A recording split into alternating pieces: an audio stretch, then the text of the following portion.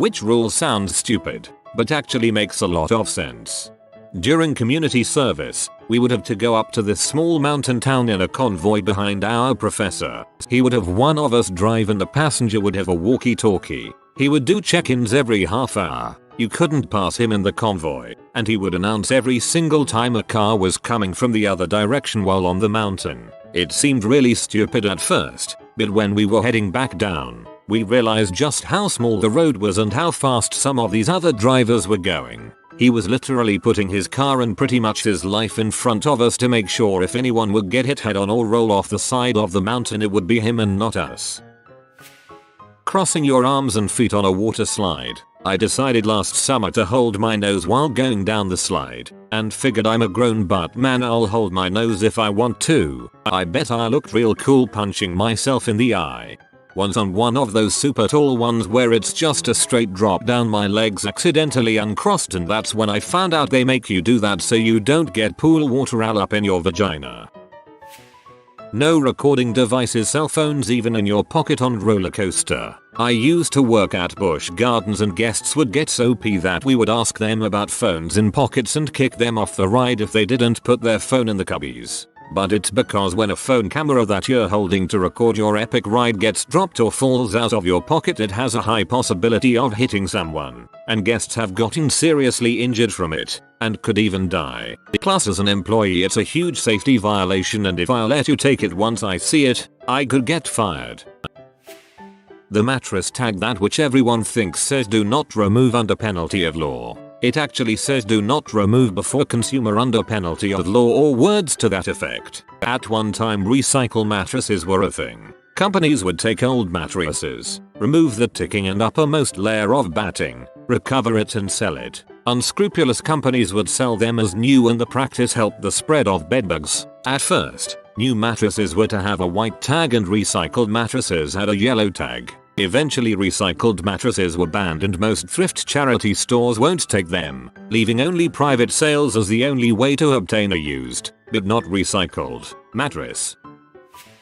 Back when I used to work in the show's attractions department at a theme park, strollers were not allowed in any of the show stadiums and certain exhibits. People would absolutely flip their crap over this. People would see the dozens, sometimes hundreds on a busy day of strollers parked all along the pathways and still try to come in with theirs. Whenever we would stop them and politely ask them to park it, they would become irate. We were constantly shouted at, spit on, and physically threatened because of this more times than we could count. I can partially understand their initial frustration. It is a theme park geared towards families, so why are strollers forbidden from the shows? Because of fire code. See all those dozens and dozens of strollers on the pathway? Imagine all of those crammed into an already packed stadium. Now imagine some kind of emergency happening and everybody scrambling to leave all at once. People running up and down stairs and the crowd bottlenecking at all the exits. All those strollers would slow everything down and create a hazard. Also, ugh. Fine. Can I at least take it to the disabled seating? No, you absolutely cannot. Our stadiums have very limited spots for wheelchairs. I don't care if nobody is sitting there now, but what if someone in a wheelchair would like to see the show but shows up 5 minutes later and can't because you're entitled, able-bodied but took up a spot with their stroller? But my baby has been awake all day and she is finally asleep. So you think the best thing to do would take it to a show with obnoxiously loud music and sound effects? Working there really made me hate strollers. Years ago, I was in the IT department and the company had a rule that all the members of the IT department were not allowed to ride together in one vehicle to external events. It meant the 4 of us had to take 2 vehicles to go out for lunch, but it made it less likely the whole department would die in a car crash. I have seen other companies with rules stating all the executives couldn't be on the same flight. In some rock climbing places you can't wear your shoes in the bathroom. It's because you're going to be putting your feet where other people put their hands. And if you wear your shoes into the bathroom, that's kind of gross. Standing in other people's pee with my bare feet is also gross. It's illegal to put an ice cream cone in your back pocket in Kentucky because people used to lure horses away with the ice cream so they could pretend to be innocent if caught.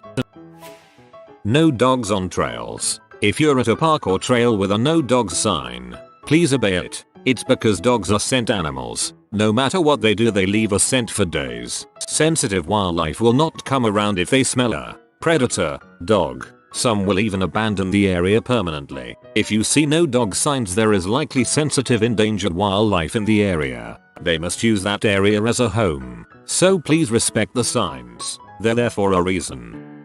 Till I thought it was because people were buttholes and didn't pick up after their dogs, and who wants to step in dog shit while hiking? Don't talk about the meeting with your business partners until you are out of the building. You have no idea who is listening in that conference room, or bathroom, or hallway, or whatever.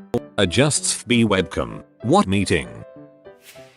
Haven't seen this here yet, so I'll mention it in case someone else never knew this. I always used to wonder why they make you put your window shade up on planes in preparation for landing. I always wondered if it just made the cabin crew's cleanup job easier, or something. Then I learned from my boss, whose sister works for an airline, that it's so that emergency crews can see into the cabin from the outside in the event of a crash. Which makes total sense and actually reassured me about the whole thing.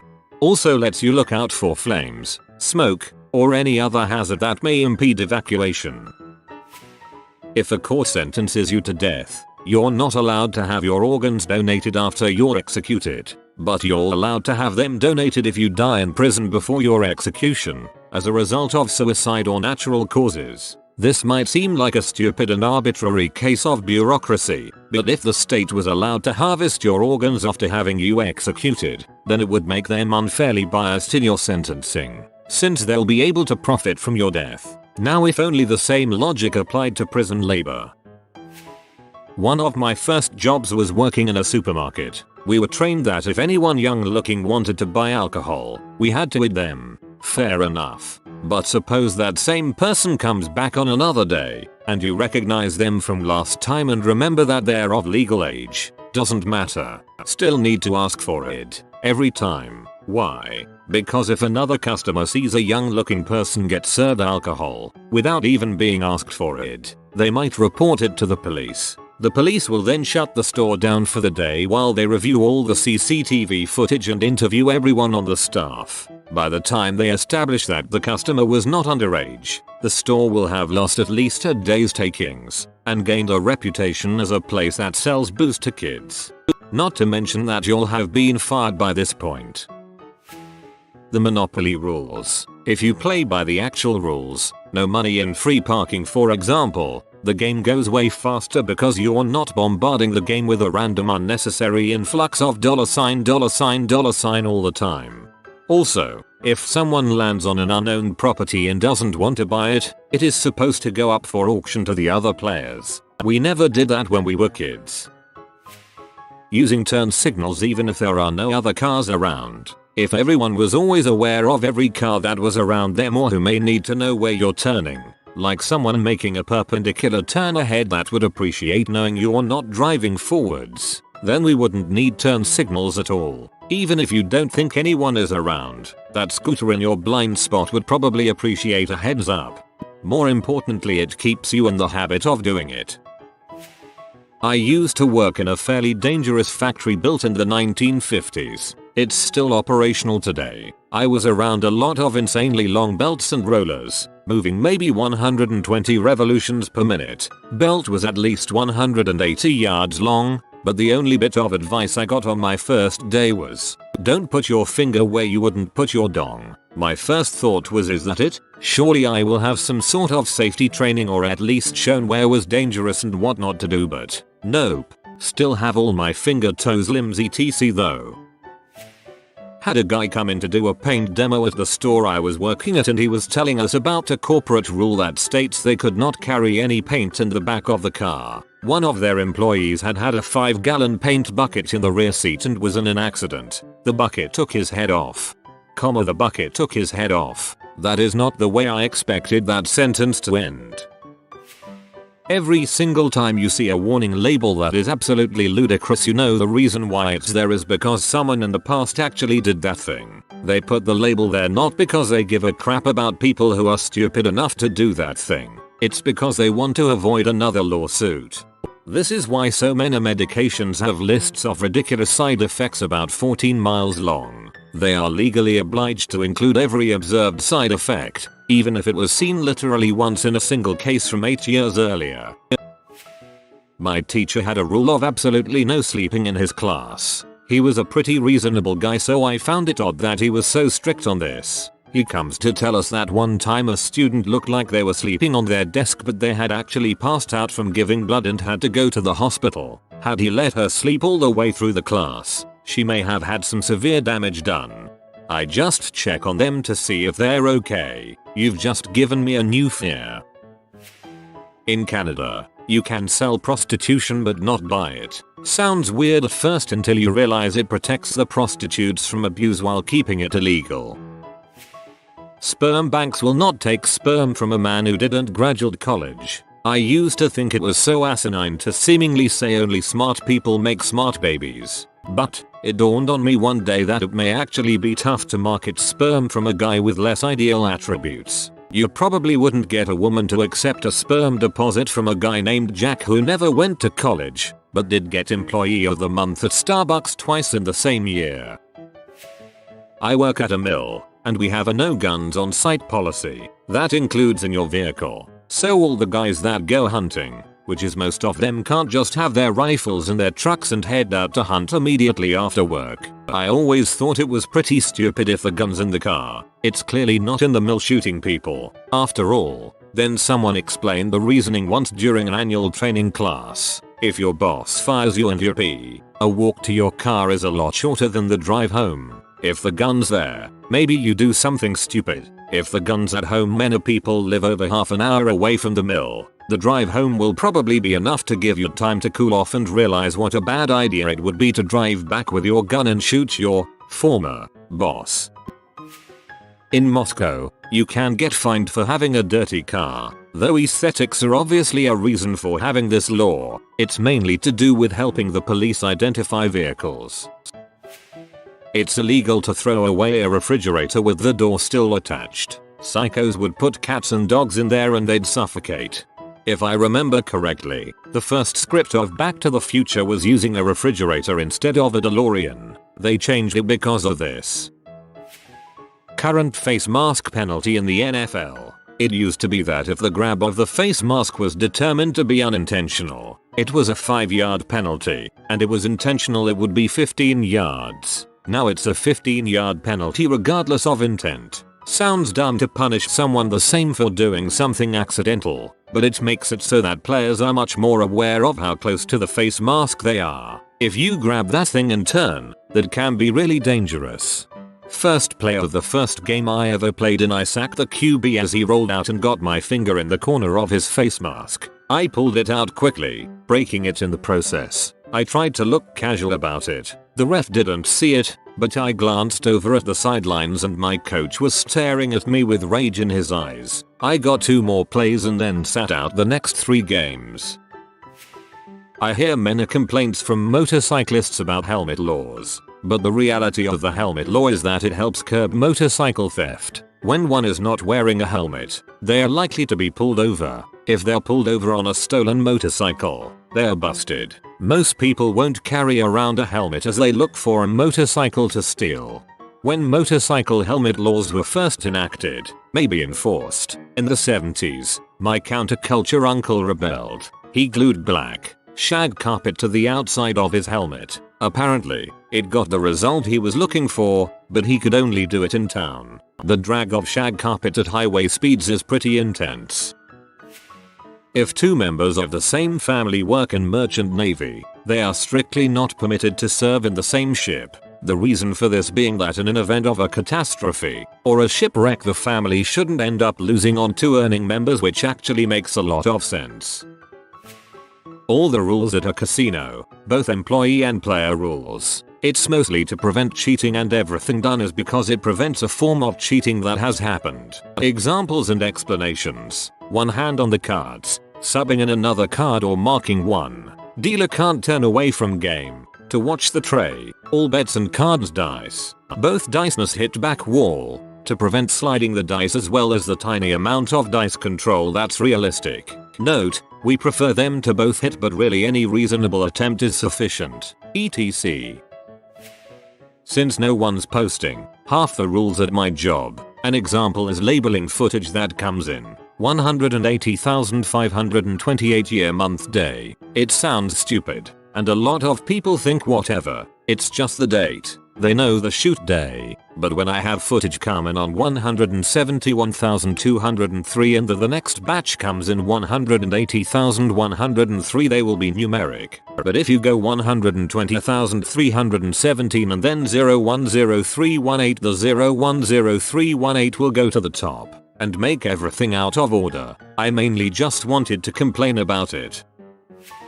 Many chess tournaments are segregated by gender. On the surface you'd think that there shouldn't be a difference between men's and women's ability to play chess, and you'd be right. The thing is, though, in mixed chess tournaments women are very much underrepresented. If you were to hold two gendered events, however, you'd get a much higher number of women in attendance. Sort of. There's open tournaments and women's tournaments, no men's tournaments. All religious food laws created before refrigeration. Most of them still make sense. Refrigeration doesn't stop the steak dripping blood onto the raw vegetables on the shelf below it. If you put a raw steak in the fridge without it being on a plate, or something else to stop the blood going everywhere, you probably deserve to get mad cow's disease. Don't work on the Sabbath. I mean this in a more serious sense of not just refraining from what you do for a job, but don't do any of the annoying crap of day-to-day life. It seems onerous and outdated on the surface, but I think there is a lot of wisdom to it. If you're not accustomed to it, I find that it's surprisingly difficult to have one day just reserved to relax and enjoy life, free of bothersome responsibilities. This means don't pay bills, don't do housework, don't buy groceries, don't run little errands you just need to get done. It actually takes some forethought and planning to make sure you don't let the little annoying things just pile up for weekend work. But it is amazingly rewarding to feel like you just don't need to do anything for one day. I think it's actually a very smart rule. If you don't stop to really enjoy and experience your life, you just end up living day to day, week to week, with the exception of vacations. So, before you know it, life is passing you by and you wonder where the time went.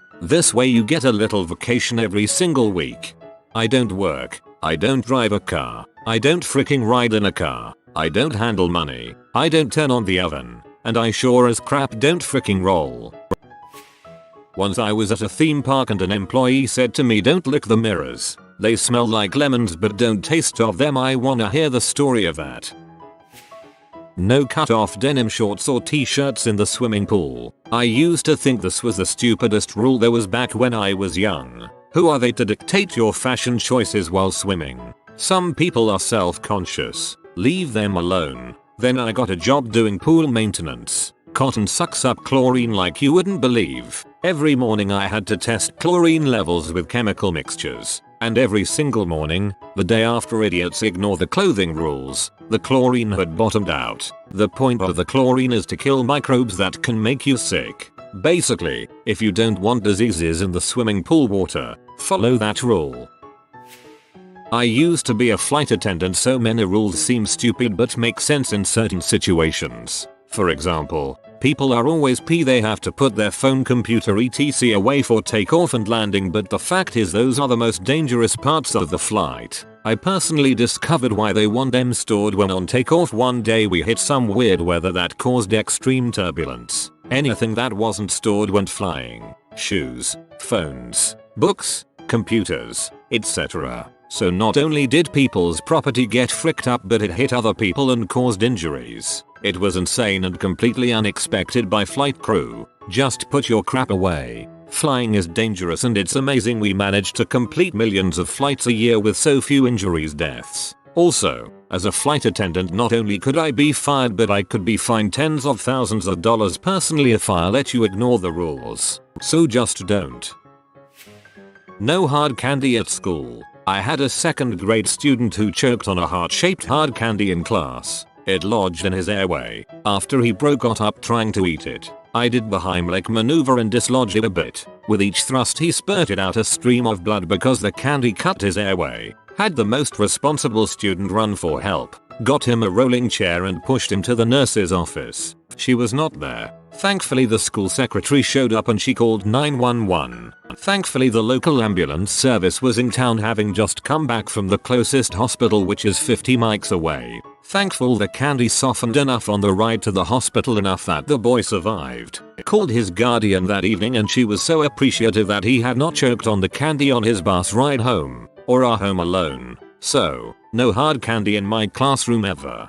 I choked on a lifesaver in first grade, and my mom was real mad that my teacher gave me hard candy. Don't open an umbrella in the house. Yes, it is bad luck when you poke someone's eye out or knock over a lamp. Don't walk under a ladder. Yes, it is bad luck when someone I know who might be me, knocks it and gets pounded with a falling hammer, resulting in closing the store for a trip to the ER for stitches. Corollary: don't leave tools unattended on the top of a ladder. I joked about walking under a ladder being bad luck yesterday, then I banged my head on it. It's a good rule. Having suicide be illegal. I remember seeing this discussion in another thread, and the reason why is not because they want to throw you in jail. It's because by making it illegal it gives the state the authority to actively try and save your life. At the concert venue I used to work at, every single customer was dead every single time they bought alcohol. Seems a bit much when the same guy comes up to you 5 times, but watching someone take their ID out of their wallet can tell you how drunk they are. Plus certain IDs have things that can tell you when people have lost their license for DUI.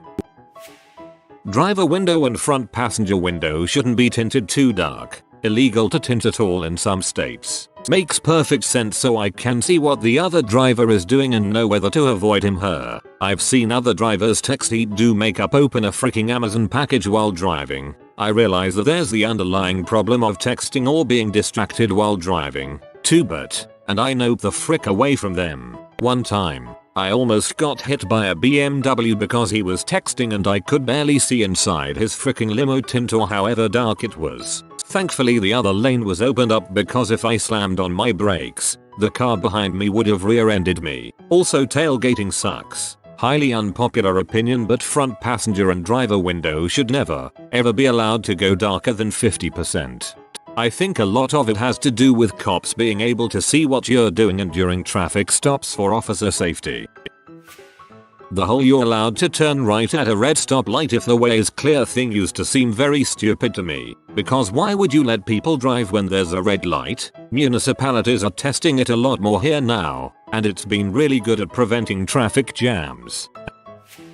Maximum height laws for trucks etc. Bumpers and crash structures are light years beyond where they were even just 30 years ago, and save more lives than ever before. But if said crash structures don't hit one another, say, because the ones on a jacked up pickup truck are so high in the air it'd be safer to T-bone a moose, they can't do their jobs. The first time you drive past an accident scene where somebody got decapitated by the side of a truck, you kinda have an "oh, that's why they have that stupid rule" moment. Oh, I thought it was overpasses, mostly. Now my brain has images it can't unsee. Used to work in a recording studio. Reset the mixing desk to 0 after every use. This was in big, bold, red, unmistakably obvious lettering behind the desk. Why? Because when the next guy comes in to use it after you, he doesn't have to spend 5-10 minutes zeroing all the dials. Doesn't sound like much of an inconvenience, but when you have session musicians waiting to record and you can't start immediately because you're having to reset the desk and hardware, it can cost you more if the session runs over. Also, if you do start recording on a non-zero desk, chances are you can miss a dial turned up way too high and damage someone's hearing, temporarily or permanently, which is just the absolute worst thing you can do in a recording studio. Working in a casino, dust your hands off before and after you touch chips, money, cards, or you need to fix your hair, glasses or clothing. Annoying, but gotta show the cameras that you don't have anything in your hand that could be hidden or stolen. It's become so ingrained in me that I do it at the grocery store, in dance class, when I'm shopping. I look a little crazy, but I'm just showing clean hands. 1. Don't pick up the phone. You know he's only calling cause he's drunk and alone. 2. Don't let him in. You'll have to kick him out again. 3. Don't be his friend. You know you're gonna wake up in his bed in the morning, and if you're under him, you ain't getting over him. Head bobbing intensifies. Religious dietary restrictions. Many religious dietary restrictions likely stemmed from cultural norms that actually increases your chances of survival. Because pigs both compete with human food sources and carry many diseases, it was better not to have them around, and forbid eating pork. Warm water shellfish carry many diseases, including cholera, so it was wise to avoid these as well. Looking at Hinduism, a single cow could sustain a family much longer by producing milk than by providing a one-time beef dinner. Many other religious customs stem from better health practices too. Circumcision, washing hands, face, feet, etc. If you are new to the channel, you can subscribe. I publish new videos every day. Until then, check another video.